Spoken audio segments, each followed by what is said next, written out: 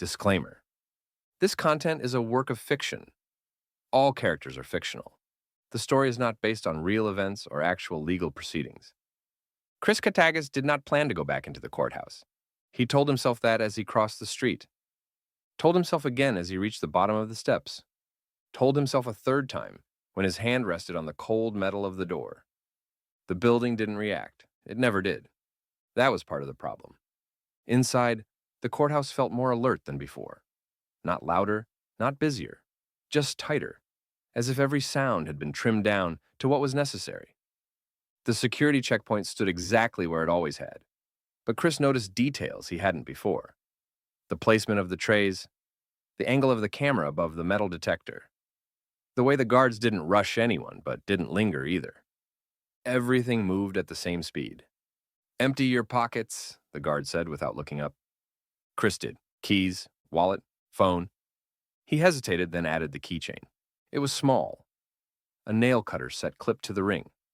Dull metal, rounded edges. Something he had carried for years without thinking about it. The tray slid forward. "Step through," the guard said. Chris walked. The alarm sounded immediately. Sharp, sudden, absolute. The noise cut through the room and bounced off the walls, louder than it needed to be. Conversations stopped.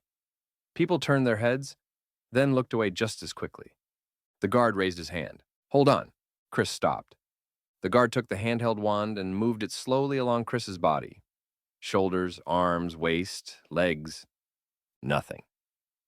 The guard frowned, then looked back at the tray. He picked up the keychain. "What's this?" he asked. "Nail clippers," Chris said. The guard turned it over in his hand, studying it longer than necessary. "They're not allowed," he said. Chris blinked. "Since when?" The guard didn't answer. He placed the keychain on the counter, separate from the rest of Chris's belongings. "You can leave it here," he said, "or take it back outside." Chris stared at the object. It had passed through this checkpoint dozens of times before. He knew that. He remembered it.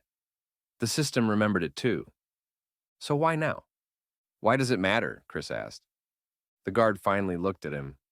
"Rules change," he said. Chris nodded slowly. He left the keychain. The alarm stayed silent when he walked through again, but the sound lingered anyway. He collected his wallet and phone and stepped into the courthouse interior. The corridor felt longer than before, or maybe quieter. Footsteps softened. Voices dropped. Even the air felt moderated, as if the building preferred fewer variables. Chris walked without checking a directory. He didn't need to know where to go. The mystery had shifted. It wasn't about which case existed anymore. It was about what the building allowed to pass. His phone vibrated. Chris didn't take it out. He already understood. Unauthorized object logged. Disposition retained. Unauthorized. The words stuck with him. The nail clippers weren't dangerous. They weren't evidence. They weren't relevant. They were ordinary. And that, he realized, was exactly why they mattered. Chris slowed his pace. He passed a bulletin board, cluttered with notices. Deadlines, closures, temporary rules that had a way of becoming permanent. He stopped at the end of the hall. Courtroom 4. The door was closed. It had been closed the first time, too. Chris stood there, listening. He thought about the missing hearing. The verdict that was never read. The case that filed itself.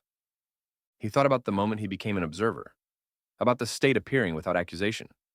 About the system acknowledging him not as a person, but as a variable. And now this. A sound, an object, a boundary enforced without explanation. His phone vibrated again. Security interaction indexed. Pattern. Match confirmed. Chris finally took the phone out. He stared at the screen.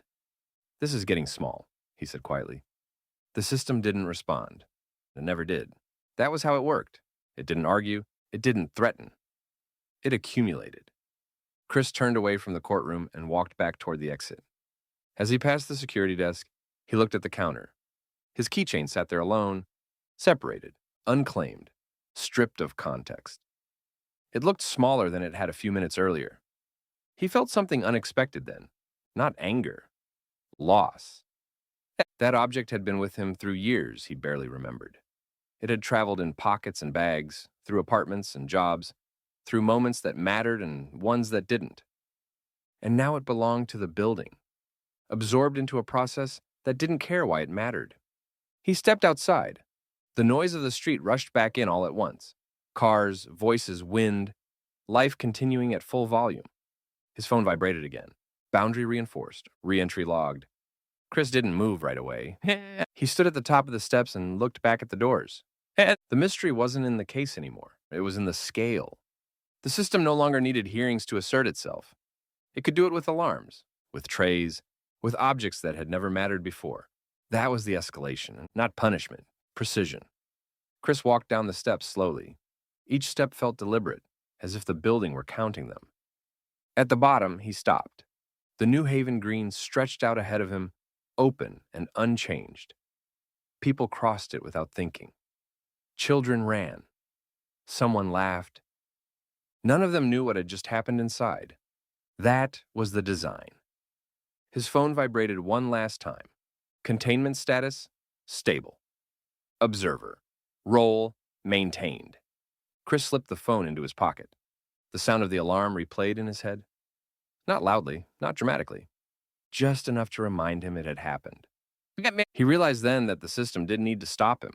It only needed to adjust him. Bit by bit, object by object, sound by sound. Chris walked away from the courthouse. But he knew now that the building didn't need him inside to be effective. It had already learned how to reach him. Through the smallest things. Through what it chose to keep. Through the sound that followed him long after he had left.